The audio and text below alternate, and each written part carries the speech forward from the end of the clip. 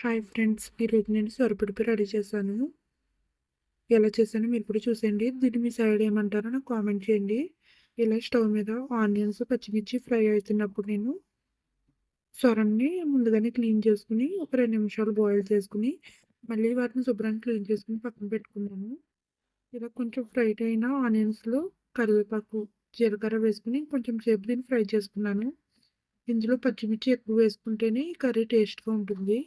ఇది ఫ్రై అయ్యే గ్యాప్లో నేను ముందుగానే క్లీన్ చేసి పెట్టుకున్న సొరల్లో అల్లం వెల్లుల్లి పేస్ట్, సాల్ట్, కారం,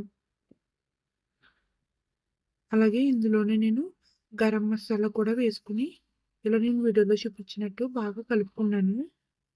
ఇలా కలుపుకున్న దాన్ని ముందుగానే నేను ఫ్రై చేసిన ఆనియన్స్ ఉన్నాయి కదా, అవి బాగా ఫ్రై అయిన తర్వాత ఇదంతా కూడా దాంట్లో వేసేసాను.